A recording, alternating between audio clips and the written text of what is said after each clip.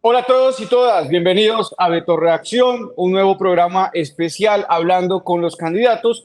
Y en el día de hoy tengo uno buenísimo, un amigo de la casa, alguien que ha crecido desde la virtualidad con nosotros desde hace más de 5 años. Estamos en contacto, creando contenido. Es una persona que admiro mucho porque antes que creador de contenido, youtuber, tuitero, es un luchador, un defensor de derechos humanos, un activista y sobre todo un abogado. Estamos con José Luis Marín, el famoso Aquí Noticias. ¿Qué José, dice Beto? ¿Todo bien o qué? Muchas gracias por la invitación, parce. Muy agradecido de estar acá con vos. Y sí, hace rato conversando, nunca nos hemos visto presencialmente, pero hace rato conversando, siguiendo tu trabajo. Por aquí la gata me estaba moviendo la cámara. José, gracias por aceptar la invitación, hermano. Yo creo que debimos haber tenido esta conversación desde otro escenario y es tú desde la Cámara de Representantes. Creo que hubieses hecho un papel espectacular, pero por este intríngulis de las movidas políticas, de los acuerdos, de las listas abiertas, listas cerradas, no estás, hermano, ahí porque ni siquiera te incluyeron en la lista o creo que te pusieron de último para las pasadas elecciones legislativas. Creo que esto es una opinión personal, esto es diferente a lo que tú quieres y lo que nos vas a responder.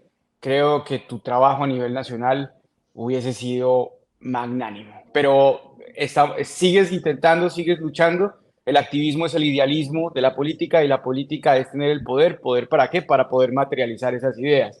Y estás de nuevo intentando representar a los medellinenses para llegar al Consejo de la Ciudad y hoy eres cabeza de lista del Pacto Histórico. ¿Es así? ¿Qué pasó, Beto? Te cuento la historia para la gente que no la conoce. Se me desenfocó un poco la cámara. En las elecciones al Congreso, el día que se inscribían las candidaturas, yo fui a la registraduría normal, presenté mis papeles y ese mismo día me enteré que me habían sacado de la lista. Me habían sacado de la lista, ni siquiera de último, de penúltimo, nada, me habían sacado del todo y yo pregunté por qué y me dijeron que no, que parece que habían habido bloqueos, que desde Bogotá, que no sé qué. Y antes de eso yo tuve muchas conversaciones, yo arreglo esta cámara por acá, tuve muchas conversaciones con algunas personas que uno cuando llegaba a espacios políticos, yo llegaba a colocar el trabajo, no es que vea, yo llevo 15 años en ese momento trabajando en sectores populares y comunitarios, vea, es que yo llevo tantos años dedicado a la academia, vea, es que yo llevo tantos años dedicado a los sectores comunicativos, alternativos, venga, es que yo tengo trabajo en este y este barrio, y la pregunta que me hacían algunas veces, venga, ¿y quién es su padrino? Y yo era como, la primera vez que me lo hicieron yo me reí, y yo, verdad, como, parce, no, ¿cómo así? Yo no tengo padrino, a mí me bautizaron y el padrino se fue. No lo conozco, nunca estaba en ningún cumpleaños, yo no conozco a mi padrino. No, tu Yo creo padrino que el político. del 90% Sí, de los colombianos le pasa. sí, no sé quién es. Y no, ¿quién es su padrino político? Y yo como, no sé, parce, realmente no sé. Y eso llevó a que no estuviera en la lista al Congreso. Y a mí eso me dio una, te confieso, una depresión y una rabia también muy fuerte, pero a los 15 días estaba en la calle haciendo campaña. Yo me imprimí unos carteles grandes que decían, aquí Noticias apoya el pacto histórico, salí con unos amigos, convoqué unos amigos, porque la reflexión era que es mucho más importante el destino colectivo que el destino individual. Y aunque yo tuviera mucha rabia o desilusión, era más importante la presidencia de Gustavo Petro y que Gustavo Petro tuviera gobernabilidad en el Congreso con el pacto histórico. Y esa semana tuve muchas invitaciones de algunos sectores del Partido Verde para que fuera congresista o candidato al Congreso por el Partido Verde. Y yo les decía como todo bien, no lo voy a hacer porque no quiero ser el que salta de un lugar al otro como un conejito, como un saltimbanqui, solo buscando el beneficio individual. No quiero eso para mi vida porque no es. Pero había otra lista que es la de Fuerza Ciudadana. ¿Te ofrecieron también para esa lista? En Fuerza Ciudadana estuve conversando con algunas personas, no tuve un ofrecimiento como oficial así de los directivos, pero de Fuerza Ciudadana, de gente de Medellín, sí me habían Porque ofrecido, ahí el cambio no es tan abrupto como pasar del pacto histórico al verde. Hay pero, muchos pero, progresistas que están en pero fuerza. cuando Fuerza Ciudadana me lo planteó algunos militantes de Fuerza, yo todavía estaba en la lista del pacto. Es que yo me enteré que no estaba en la lista del pacto histórico para el Congreso, para Yes. la Cámara, el día que fui a inscribir la lista. Y me enteré, todos los que inscribieron salieron, firmaron, se fueron. No es culpa de ellos, no le estoy echando la culpa a uno u otro en específico, sino que todos hicieron el registro, salieron, y yo apenas me quedé solo, yo llamé a Bogotá, yo vení, ¿qué pasó? Me falta por firmar a mí. Y me dijeron, no, en 5 minutos te llamamos. Y en 5 minutos, no, es que te sacaron de la lista. Y yo vení, ¿por qué me sacaron de la lista? No, es que hay disputas políticas, tal. Lo que hay es un centralismo político el berraco. O sea, en el pacto histórico hoy estamos luchando por acabar con la política de muerte a nivel militar y a nivel económico que representa el uribismo y que representa en Medellín Federico Gutiérrez, pero también por acabar el centralismo político, porque o las regiones asumen el control del proyecto político en cada región o este proyecto no va para ningún lado. Y por eso es que la lista del pacto histórico al Consejo luchamos, guerreamos para que nos respetaran las decisiones del territorio. Fíjate que yo soy cabeza de lista no porque haya conseguido entonces padrino, no porque antes no tenía y ya tenga, sigo sin tener y no me interesa construir política de esa manera. Soy cabeza de lista del pacto histórico porque en Colombia Humana hubo elecciones. Se presentaron 23 candidatos o precandidatos al Consejo de Medellín de Colombia Humana y yo saqué el 58% de los votos. O sea, saqué más de la mitad de los votos. O sea, el primer aval José, es de yo la creo que con militancia todo, de Colombia Humana. creo que con todo respeto, eres cabeza de lista porque sabe que se equivocaron en las pasadas elecciones legislativas. No, pero es que aquí también había gente en Bogotá que no estaba de acuerdo y hubo un momento que yo estaba aquí en mi casa tranquilo, nosotros presentamos un acuerdo, el pacto histórico lo componían 13 fuerzas entre partidos y movimientos. Nosotros presentamos un acuerdo de 9 fuerzas, donde 9 fuerzas me avalaban, me solicitaban, planteaban que yo fuera cabeza de lista. O sea, no fue solo la Colombia Humana, después fueron los demás partidos que dijeron como, sí, aquí no, José, deberías hacerlo vos y yo asumo ese reto con todo el cariño, pero hubo gente en Bogotá que también decían que yo no, hubo un momento en que a mí me tocó estar aquí, yo estaba en Medellín y me fui para Bogotá, comprar un pasaje así de último momento porque había el rumor por ahí de que me querían hacer la misma y yo no entiendo, o sea, yo no entiendo por qué, porque hay gente como con mucho afán de poder, pero a mí lo que me interesa es, creo que también lo que me interesa es que se acabe el hambre en José, esta ciudad. pero para pasar este tema, porque aquí lo más importante es en la actualidad, tu candidatura al Consejo de Medellín. Sí. ¿Sientes que valió la pena, digamos, tener esa actitud loable, esa actitud empática, altruista, de decir, no voy a molestarme con el pacto histórico, aquí es más importante un proyecto general, otra cosa son las aspiraciones personales, pero quienes nos representan en la circunscripción de Antioquia, propiamente hablando de Susana Boreal, de otra representante Amalia Salgado, creo que, no, perdón, la que recuperó la curul en último Luzma momento. la perdió la pérdida de Luzma es una También la pérdida muy fuerte. perdió. Bueno, los que quedaron en Antioquia, ¿te sientes bien representado? ¿Es cambio realmente? Yo lo que les digo, o sea, yo no me arrepiento de la decisión de haberle hecho campaña al pacto y no me arrepiento de la decisión de haberle hecho campaña a Petro. No, no, pero no estamos hablando de No, no, sí, Petro, no no, quiero no, que me sí, sí, interpretes, estoy sí, no, hablando Petro no, propiamente Petro de no. la lista en Antioquia Sí, en la pero cual tú no estuviste. lo que yo les digo a los congresistas del Pacto Histórico de Antioquia y en las demás regiones es que el momento del cambio no se construye únicamente presentando un proyecto de ley o presentando un proyecto tal, o yendo a trabajar todos los días. Eso es lo evidente. O sea, si usted cree que el cambio únicamente se construye presentando una reforma a la salud, que hay que enfrentarla, y la reforma laboral, pero si solo es eso, no entendemos por qué los colombianos están mamados de la clase política. Los colombianos están mamados de la clase política por el arribismo, por la desigualdad, por la diferencia, porque no entienden sus privilegios. O sea, todo el debate que se ha tornado en torno a la bajada de los salarios. Es como, no, es que si nos bajamos los salarios nada va a cambiar. Evidentemente sí va a cambiar. Es que en Colombia los congresistas se ganan más de 40 veces más el salario mínimo. Y las familias, el 50% de la población laboralmente activa en Colombia está en la informalidad, así que ni siquiera se ganan el mínimo. Es aberrante que los congresistas de Colombia, sea cual sea su partido, ganen 40 veces más lo que se gana un trabajador promedio en este país. Eso es aberrante. Y la propuesta del cambio no solo es una propuesta racional de cambiar una norma por otra, sino que es una propuesta emocional para que la gente vuelva a creer en la política. Y yo le digo a algunos de mis compañeros que hoy están en el Congreso del Pacto Histórico que hay que comprender eso. Es un es una traición en contra del pueblo no ser el más juicioso, no estudiar, no prepararse, no entender el privilegio que ocupan en este momento y trabajar a partir de ese privilegio para terminar con ese privilegio. No entender eso y no ser consecuente con eso es una traición y uno no puede traicionar al pueblo. Así es, aunque siento que también que se les está exigiendo que el cambio sea inmediato, cosa que es bastante grave. Siempre pongo el ejemplo de la Revolución Francesa. El señor Robespierre murió decapitado sin darse cuenta que habían cambiado el mundo.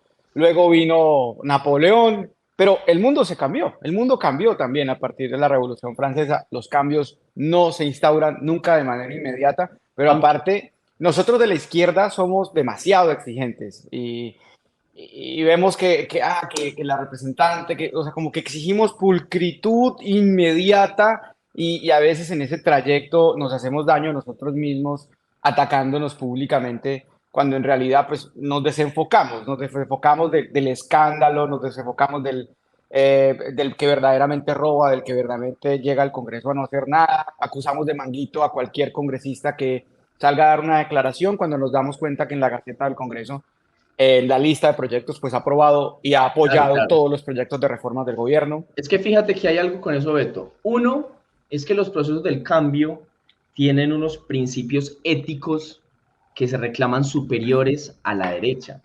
Por eso a mí la comparación, que tal vez incluso en algún momento la habré hecho, de no, es que Uribe hacía esto, entonces esta crítica no es válida. Yo creo que eso es una mala comparación porque nuestro referente ético no puede ser una persona acusada de crímenes de lesa humanidad y que Zulema Hatim, una parapolítica, acabó de decir que lo benefició con los procesos de la parapolítica en el año 2002. O sea, nuestro referente no puede ser Álvaro Uribe.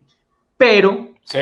pero, hay una cosa y es que el gobierno del cambio no solo se enfrenta al estamento institucional, sino que se enfrenta al estamento de lo que podríamos llamar los entes de la sociedad civil y tal, y aquí me estoy refiriendo a la llamada gran prensa. O sea, es que el día de ayer, antier, Revista Semana, que qué horror citar aquí ese engendro de la Revista Semana, pero Revista Semana sacó un titular que era la imagen de Petro, era una imagen de Gustavo Petro, y tenía entre comillas, un entrecomillado que decía Gustavo Petro le sube la gasolina, sube el precio de la gasolina para pagarle a los bandidos y con la imagen de Wow. Petro. O sea, cualquier ciudadano que vea eso de manera desprevenida creerá que eso es una declaración de Gustavo Petro o en esa tendencia que tenemos a creer lo que veamos de la gente que creemos que es responsable y creemos socialmente que la prensa tiene un control jurídico y por tanto que la prensa es responsable, le tendemos a creer. Pero cuando uno entra a la nota se da cuenta que eso es una declaración de J. Hernández, que ya hablaremos también de traidor de J. Hernández, de manipulador traidor. Entonces es eso. Semana coloca ese titular diciendo que es Petro el que o sugiriendo que es Petro el que lo dijo. Y claro, vos te imaginas una persona, un taxista, una persona que trabaje con su carro, una persona que tenga su camión para trabajar, que tenga su vehículo particular, que vea mermadas sus ganancias por el hecho del aumento del precio de la gasolina y que la gran prensa no explique las razones económicas que vienen de gobiernos anteriores para que la gasolina está subiendo en este momento, sino que vea eso, que la persona vea eso, marica, se emputa, se enoja y con razón. Y Semana lo sabe y por eso lo hace. Entonces, lo que hay es una estrategia inmensa de la gran prensa para desacreditar absolutamente cualquier cosa que digan las personas que profesan los procesos ¿Nos del cambio. fuimos o me fui? No, aquí estoy todavía. Listo, aquí estamos. Sigue. Pero si uno sabe eso, los congresistas o las personas del gobierno pues deberían tener cuidado, uno con las declaraciones o con los espacios que le dan a esa llamada gran prensa. Sobre todo cuando hoy en Colombia hay medios alternativos como Beto, como Cofradía, como Estrato Medio, como Daniel Monroy, que tienen más alcance incluso que esos espacios de la gran prensa. Y segundo, no dar papaya con declaraciones irresponsables que se pueden sacar, que se pueden cortar un pedacito. Hay declaraciones que son horribles y que uno luego las lee en contexto y entiende que se quiso decir precisamente lo contrario. Pero Pero, aquí no, pero hay cosas, o sea, pero estás diciendo algo muy cierto y yo sé que de pronto, no sé si estás haciendo referencia, pero recientemente la senadora Isabel Zuleta hizo unas declaraciones ante Blue Radio donde Blue Radio y también frente al señor Juan Diego Elvira, que respeto, donde dio unas declaraciones que, aunque las saquen de contexto, me parece que son erradas. Claro. José, mira, por ejemplo, no tener empatía, una senadora elegida desde el mandato popular, o sea, la señora de los tintos, el celador, el vendedor de la plaza, o sea, que no se ganan ni siquiera el salario mínimo mensual, que ni siquiera saben qué van a comer hoy. Salen a trabajar con la esperanza de poder ni siquiera tener garantizada el almuerzo. Salen a ver qué consiguen para el desayuno. Y hablar como de una manera como tan despectiva de que ella se gasta 2,5 millones y eso que es vegetariana, que encontró un arriendo de 4,5 millones y que debo decir, José, a mí me atacaron mucho porque yo la critiqué, pero es que durante el año que llevamos de esta legislatura con este Congreso, la señora ha dado 5 excusas diferentes del por qué deben sostener los salarios. Primero habló de lo que ellos viajan mucho a las regiones, luego habló de las futbolistas, luego habló que lee mucho en la tarde, luego habló de que aporta su campaña, menos mal existe un acto legislativo que reforma el artículo 110 de la Constitución, o si no la señora estaría por fuera del Congreso. O sea, Dios mío, ¿por qué voy a invocar al rey Carlos, que ya no es rey, ya es un ampón que vive en otro país? O sea, ¿por qué no se callan? ¿Por qué no se callan? Porque hay unos congresistas del pacto histórico que les encanta inclusive ir a esos medios tradicionales a, básicamente. Fíjate, Beto, que nosotros tenemos nuestros volantes de campaña que los estamos repartiendo, tal, por aquí, muy bonito, al Consejo Vota Pacto. Y hoy estuvimos volanteando desde las 5:30 de la mañana en la estación Poblado, al fuera del Politécnico, luego nos fuimos caminando hasta la estación Industriales y pasamos por todo este camino hacia la estación Industriales por Las Vegas, por un montón de negocios de gente que estaba desde antes de nosotros vendiendo tinto. Había dos pelados que estaban vendiendo chorizos y arepas, había una señora que estaba haciendo ahí mismo para vender las papas rellenas, o sea, estaban vendiendo tintico y desayuno.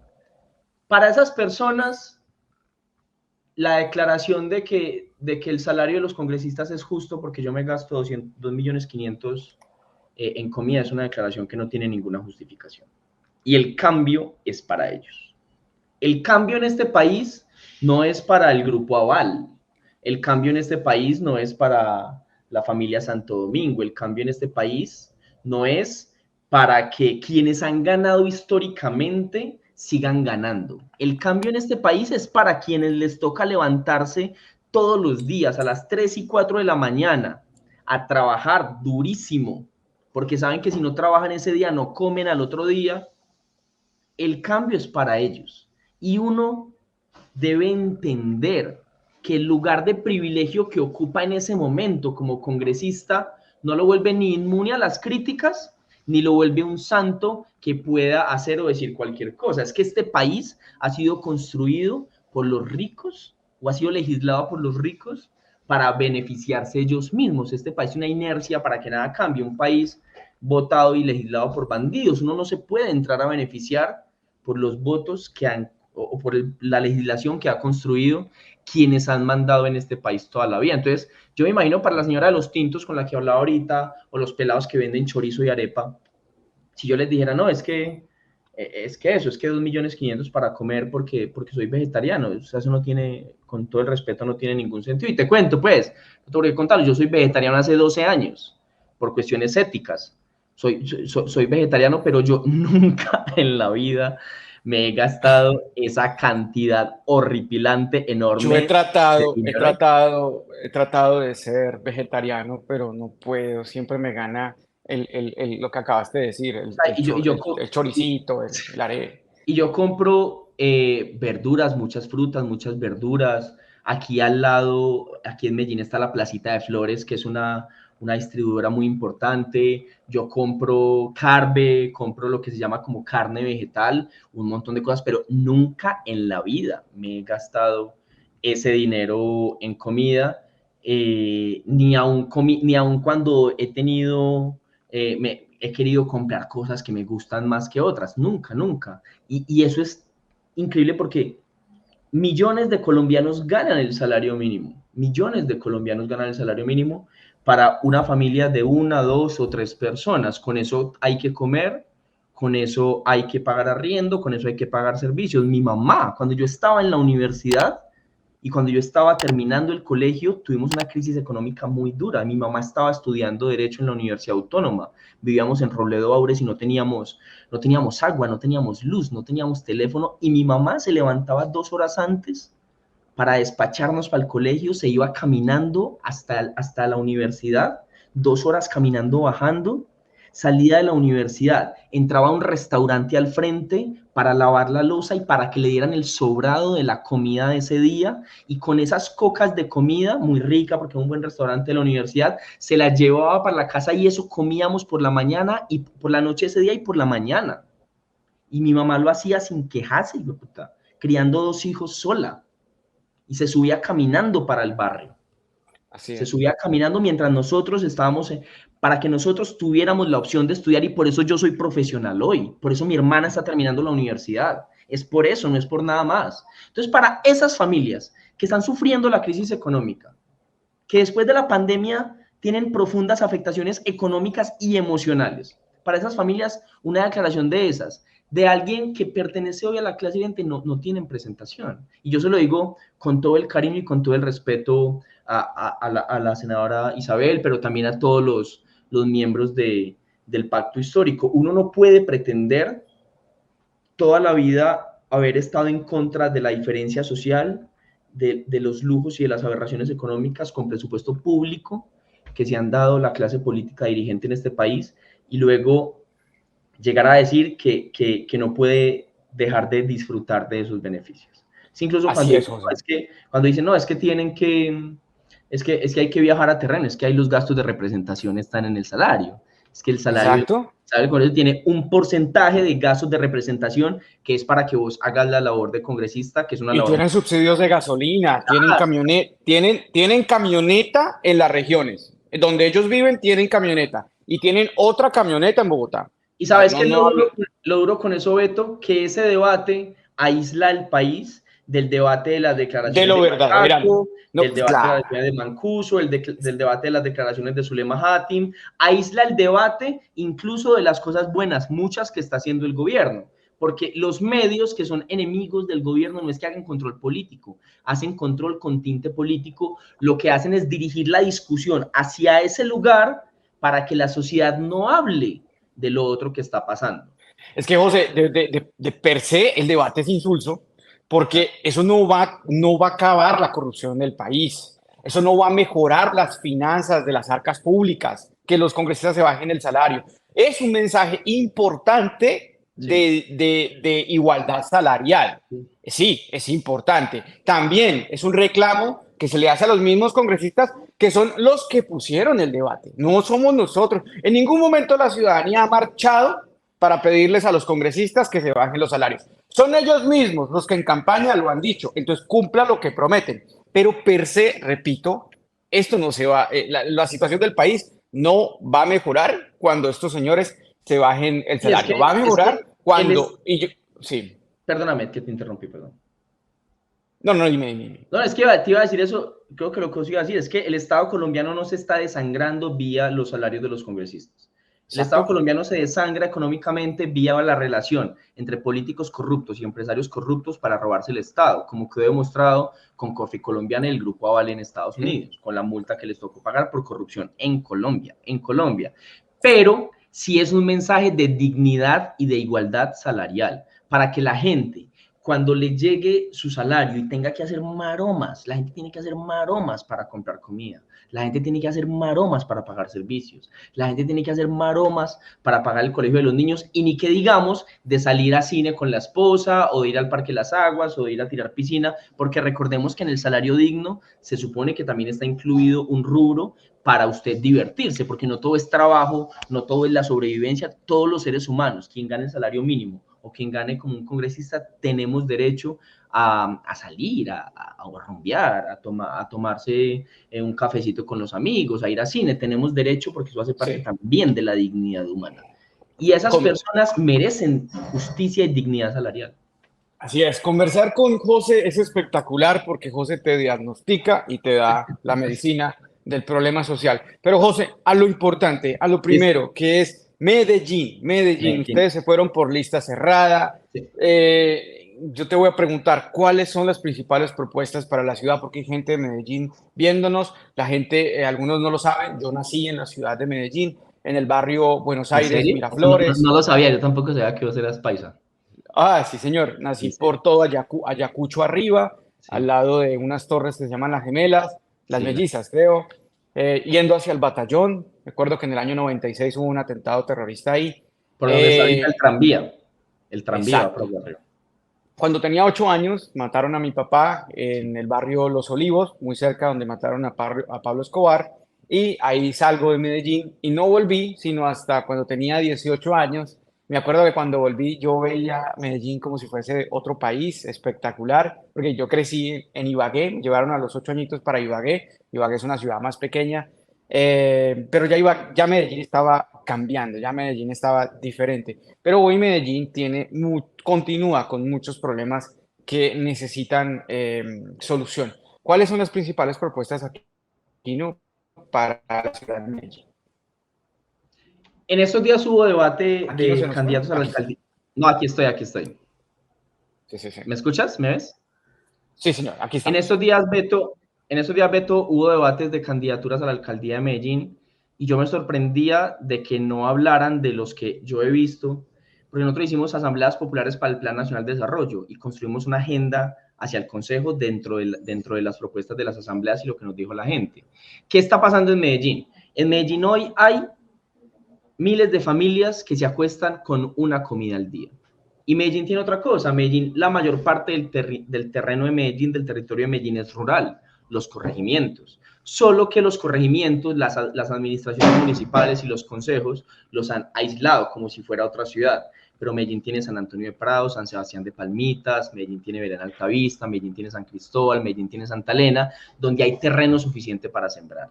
Hay una propuesta que va en consonancia con el gobierno nacional y son circuitos de economía corta. Tenemos lugares para sembrar y tenemos lugares donde hay hambre. El Estado tiene que brindar apoyo técnico a los campesinos y tiene que brindar la intermediación, el camión que lleve la comida hacia comedores comunitarios para que la gente coma 3 veces al día. Medellín es una ciudad rica comparativamente con el resto de las ciudades de Colombia. Medellín recibe una gran cantidad de recursos cada año, producto sobre todo de PM, a la cual también hay que cuidar. El conglomerado de empresas públicas de Medellín también lo tenemos que cuidar, porque no vamos a dejar que privaticen UNE, no vamos a dejar que vendan la empresa de servicios públicos. Entonces, solucionar tema de hambre mediante la defensa de lo público y que a la vez se garanticen condiciones laborales, educativas y de proyecto de vida común para los jóvenes, para las mujeres y los jóvenes, las mujeres y los hombres jóvenes de esta ciudad, logramos desactivar el conflicto armado que se recicla en este país, que se recicla en esta ciudad. Porque yo defiendo el proceso de paz urbana, hay que negociar, hay que sentarse a conversar, es mejor conversar que hacer la guerra. Pero si usted no le garantiza condiciones sociales y económicas para reinsertarse efectivamente a la sociedad, a los jóvenes, a los más de 15.000 jóvenes que hoy están en armas en Medellín, usted en 10 años tiene algún grupo narcotraficante que esté pagando la franquicia. Eso se tiene que acabar y tenemos con qué acabarlo. No hay derecho que haya hambre en una ciudad rica como Medellín, no hay derecho que hayan las tasas de desigualdad aberrantes en una ciudad rica como Medellín. Y así vamos a combatir la inseguridad con procesos de seguridad humana. Así vamos a lograr un reordenamiento del territorio alrededor del agua. ¿Por qué? Porque cada vez que llueve en Medellín, en los altos de la Comuna 8, en los altos de la Comuna 3, de la Comuna 7, de la Comuna 1, los habitantes de la ciudad están en riesgo de que se les caiga la casa encima, porque esta ciudad ha sido administrada de espaldas a la gente. Y en Altos de la Torre, en Bello Oriente, en Paraíso, en Manrique La Honda, con cada aguacero, la gente le toca salir muchas veces de las casas por miedo a que la casa se le venga encima. En una ciudad que es, insisto, profundamente rica. Medellín tiene un conglomerado de empresas públicas que da la capacidad económica para atender los derechos, las necesidades de toda su población. Y hay que hacerlo porque Medellín, a la vez que es muy rica, es también profundamente desigual. Tenemos que combatir la desigualdad en esta ciudad, acabando la pobreza en esta ciudad, acabando el hambre en esta ciudad y acabando las condiciones para que el conflicto se siga reproduciendo. José, eh, concretamente para el tema de la alcaldía de Medellín, porque respecto a Bogotá se han dicho que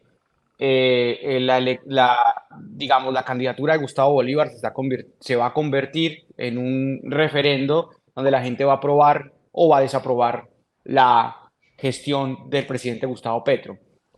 ¿Usted cree lo mismo en Medellín, pero más cerrado el círculo con Daniel Quintero? Porque Daniel Quintero tiene un candidato directo, que es el señor Upegui. ¿Cómo es el tema para la alcaldía? ¿Y por qué te pregunto para la alcaldía? Porque el consejo va a trabajar de la mano con el alcalde. Yo lo que le digo a la gente de Medellín y a la gente de todo el país es que, se lo digo a la derecha, Federico Gutiérrez no va a ser alcalde de Medellín. Porque Federico Gutiérrez está absolutamente confiado en que ya ganó en que ya ganó la alcaldía. Incluso el día que había el debate de Telemedellín, dijo que no iba a debatir porque tenía criterios éticos y no sé qué fue lo que dijo, pero era una fiesta, un concierto que más parecía un concierto para delinquir. Sí. No digo que estuviera en un concierto para delinquir, señor Federico Gutiérrez, por favor, no diga que lo estamos atacando Y jurídicamente, no. estaba con Diego Sí, Cadena. Es con el que es una abogánster. vergüenza. Si uno se Una junta y vergüenza. dice que no va a debatir porque no, es que no puede debatir. Y lo que está en una fiesta con personas acusadas de graves delitos. Y uno dice, y entonces, si uno mira a la gente que lo sigue en Twitter, incluso sus candidatos al consejo, lo que dicen es que no, es que nosotros ya ganamos, no, es que nosotros para qué vamos a debatir si ya ganamos. Señores, no hay nada que el pueblo medellinense deteste más que la gente sobradita, que la gente que dice, no, es que ya gané, hijo de puta, y haga lo que haga, ya gané y ustedes son los perdedores. Federico Gutiérrez va a perder por dos cosas. Uno, porque es mal candidato. Federico Gutiérrez fue alcalde hace apenas 4 años y fue muy mal alcalde. Si uno revisa las estadísticas, las cifras de violencia, las cifras de hambre durante la administración de Federico Gutiérrez fueron muy malas. Federico es muy mal alcalde. Y segundo, porque es una persona absolutamente soberbia y que simplemente cree que ya ganó por ser él. Y Federico Gutiérrez, todo el mundo sabe que está haciendo trampolín para ser presidente de la República. Y Medellín necesita un alcalde, por eso este señor no va a ser alcalde. ¿Qué pasa con el candidato, por ejemplo, del pacto? Ahí hay una situación jurídica que se presentó y es que el Polo Democrático presentó un candidato a la alcaldía de Medellín que iba a ser el candidato del conjunto del pacto histórico, pero por esos líos que hubo al final con las inscripciones y tal, solo le llegó el aval, no llegó el aval colectivo del pacto, sino del Polo Democrático. Y eso nos ha traído dificultades porque desde todos los partidos del pacto histórico se ha considerado que él es la mejor candidatura de parte de las direcciones y de las candidaturas del pacto histórico, pero ¿Estás hablando de Upegui? No, de Carlos Ballesteros, Carlos Ballesteros. el candidato del Polo Democrático, pero hay una dificultad jurídica. Pero es que quiero preguntarte cuál es tu candidato a la alcaldía de Medellín. Es que hay una cosa ahí con eso, es que yo no puedo, hoy estoy impedido jurídicamente, porque Colombia Humana no presentó candidato y no se le dio el coaval Pero a nivel nacional. esa salida, José, Sí, muy conveniente. pero es que pero es que no me quiero inhabilitar, o sea, incluso ahorita sí, no, en serio, porque lo hemos analizado jurídicamente. Yo lo que le pido al pacto histórico, tanto en Medellín como a nivel nacional, es que respete los acuerdos a los cuales los partidos en Medellín llegaron para la alcaldía que a nivel nacional se conocen y que ese candidato se presentó con el aval del Polo Democrático. José, ya nos pasamos, teníamos 30 minutos, pero ahorita nos quedan 6 minutos. Yo te escuchaba hace muchos años hablar de desuribizar el país, pero no desubilizarlo de acabar con el uribismo, sino de sacar del debate político y de las ideas que todo es culpa de Uribe y Uribe y Uribe y Uribe y Uribe. Sí, da rating, es lo que pega, bla, bla, bla. Pero noto en tus ideas para Medellín que ni lo nombras. Y esto contrario a muchos otros candidatos que les preguntan por ideas para la ciudad y salen que Uribe, Uribe, Uribe. Ok, te quiero felicitar por esa parte porque tienes ideas claras para la ciudad. Pero en estos momentos, mañana ya eres concejal. ¿Qué es lo primero? ¿Qué es lo primero? ¿Seguridad, educación, salud? ¿Qué es lo principal para ti?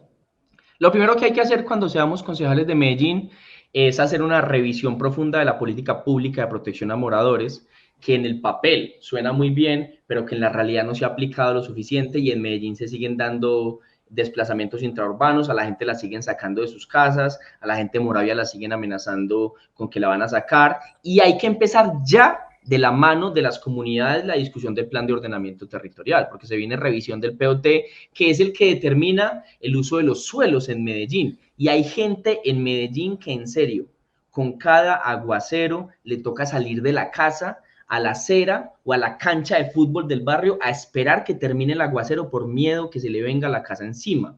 Hay que solucionar el tema de habitación, de vivienda digna en Medellín.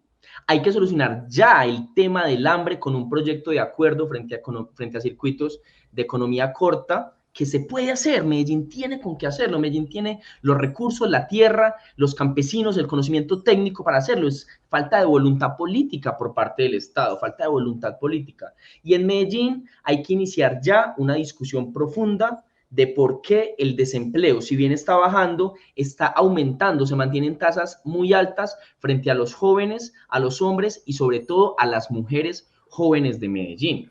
Insisto, Medellín es una ciudad absolutamente rica, o no digo absolutamente, digo comparativamente con otras ciudades de Medellín, de Colombia, es una ciudad rica y no debe por qué tener las tasas de pobreza que tiene esta ciudad. Y hay que hacer un control estricto a las instituciones en Medellín sobre por qué se ha perseguido y se ha satanizado a los jóvenes, por ejemplo, de la ciudad de Medellín, por ejercer su derecho a la protesta.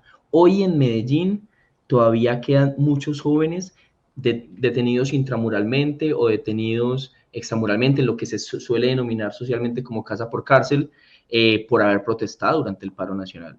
Y eso con imputaciones excesivas por parte de la Fiscalía. Y si bien eso no es una función del Consejo, es una función de la Fiscalía, es una función de los jueces y demás, sí hay que dar la discusión social sobre por qué esos jóvenes se les imputan esos delitos. A los jóvenes se les llama a participar en política, pero luego participan mediante la movilización y les dicen terroristas y los meten a la cárcel. Eso es aberrante, eso no puede pasar ni en Medellín ni en ninguna otra ciudad. José, muchísimas gracias. Quería hacerte la última pregunta. ¿Cuántas familias se acuestan sin dormir hoy? Muchas, en estos Eh, días, me acosté con insomnio y hijo de puta, hago parte de las familias que se acuestan sin dormir en esta ciudad. José, pero mira, hablando de este tema, ya poniéndonos serios con el candidato Albert Corredor, creo que en Medellín sí hay candidatos de centro izquierda que permiten que si hay una segunda vuelta, el candidato alternativo que pase pueda ganar. No como Bogotá, que parece que Gustavo Bolívar esté solo, porque está Robledo, Lara es ambivalente, Robledo puede estar con Bolívar, pero Robledo odia tanto a Petro que no lo va a hacer. De resto, todos son de derecha, y el panorama para la segunda vuelta es difícil, pero en Medellín creo que es mejor, ¿no? Pero es que lo que entiendo, en eso me puedo equivocar, pero lo que entiendo es que jurídicamente la segunda vuelta solo aplica a Bogotá y no a Medellín, creo.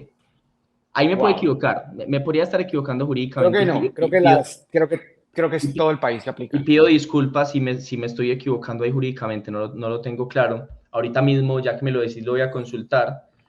Pero lo que pasa es que, o sea, en Medellín el espectro es muy amplio, pero en Medellín yo creo que las fuerzas alternativas, populares y de izquierda también se tienen que creer la victoria. Hay gente en Medellín que siente que ya se perdió. Y yo estaba en la onda en estos días y en Santa Cruz estuve hace como una semana hablando con unos líderes y antier estuve en Picacho hablando con otros líderes y a los líderes, a todos, yo les hago la pregunta, venga, ¿ustedes cómo ven la alcaldía? ¿Ustedes qué Sí, opinan de esto? Y todos están permítame en corregir. contra absolutamente Férico. José, permítame corregir aquí la información. Sí, en las elecciones del 2023 habrá elección, según el acto legislativo que modifica el artículo 323 de la Constitución, se establece que la segunda vuelta es solamente para la alcaldía de Sí, Bogotá. Sí, de solo para acuerdo, Bogotá. perdón. Sí, O sea sí. que es desfavorable que vayan todos separados. Claro, es que eso es desfavorable. En Medellín sabemos que, porque yo insisto, le vamos a ganar a Federico y no lo digo simplemente como un deseo, no lo digo para Ujú. convencerme y para convencerlos, sino porque en ningún barrio al que he ido me han hablado, no ha habido una sola persona, o sea, que yo encuentre una persona, una que me diga, no, es que Federico, no, toda la gente que, y no solo la gente que llega a las reuniones del pacto histórico, uno entendería, pues la gente que va a votar por el pacto evidentemente no está con Federico, pero en la calle, en el Parque Berrío, la gente que conversa, a mí me gusta mucho conversar con la gente de manera desprevenida, Sí. nadie me ha hablado bien de Federico y tiene una recordación muy mala. Lo que hay que construir, en eso tenés toda la razón, es una candidatura única de todos los sectores alternativos para ganarle a Federico, porque si Bueno, vamos, ojalá, si se presentan 4 o 5 candidaturas, pues ni modo. ojalá haya tiempo. José, quiero invitarte otra vez en los próximos días o semanas para que volvamos a conversar, para que nos digas cómo va la campaña. Gente de Medellín, por favor, esta persona maravillosa, empática, inteligente, brillante, académico, activista, que viene de abajo, es la cabeza de lista del Pacto Histórico. Por ende, por favor, voten por la lista cerrada del Pacto Histórico. Aquino, muchísimas gracias. Entonces, ¿sí aceptas la invitación para las próximas semanas? De una, y siempre que creas que puedo brindar elementos de análisis político sobre Medellín, aquí con mucho gusto, porque necesitamos contar el país desde todas las ciudades, no solo desde Bogotá. Muchísimas gracias, hermano. Te Parce, un mando un abrazo abrazo, bien fuerte. gracias a vos, saludos ahí a toda la Miami humana. Chao.